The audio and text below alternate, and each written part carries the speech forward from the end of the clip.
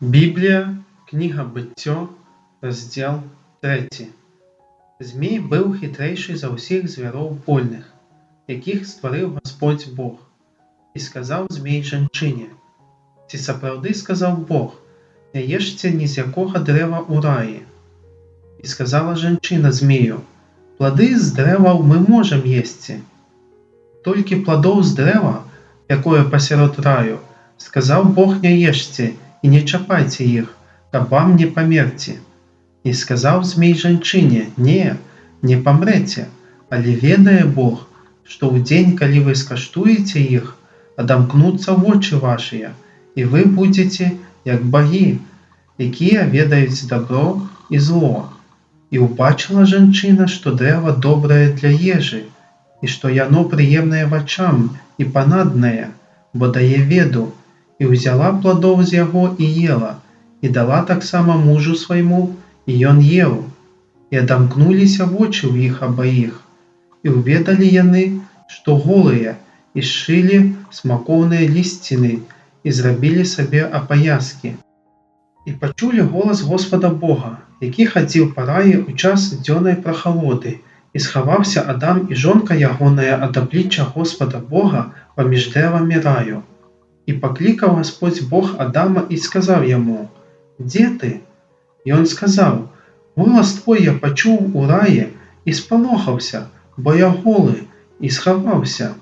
И сказал Бог: «Кто сказал тебе, что ты голый? Ці не ел ты з древа, з якого я заборонил тебе єсти?»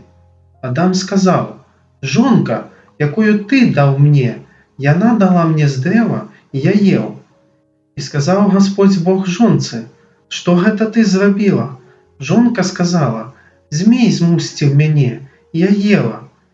И сказал Господь Бог змею: «За тое, что ты зрабіў гэта, прокляты ты перед усім быдлом и перед усімі жывёламі польнымі. Ты будешь ходить на чреве твоим, и будешь есці пыл во ўсе дні жыцця твоего. И ворожасць покладу паміж тобою и паміж жанчынаю, и паміж семем твоим, и паміж семем яе. Яно будзе біць цябе ў галаву, а ты будешь джаліць яго ў пяту». Жонцы сказал: «Множачы помножу скруху твою у цяжарнасці твоей. У хворасці будешь нараджаць дзяцей, и до мужа твоего тяга твоя, и он будзе валадарыць над тобою». А Адаму сказал: «За тое, что ты послухаўся голосу жонки твоей, и ел з дрэва, про якое я наказал тебе, сказавши: не ешь з яго, проклятая земля за тебе, со скрухай будешь кормиться з яе во ўсе дні жыцця твоего. Терні ваўчкі узгадуе яна тебе, и будешь кормиться польною травою. У поце твару твоего будешь есці хлеб, покуль не вернешься у землю, з якое ты узяты, бо пыл ты, и ў пыл вернешься».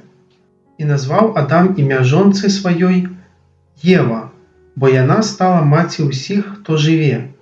И зрабіў Господь Бог Адаму и жонцы яго вопратку скураную, и апрануў іх.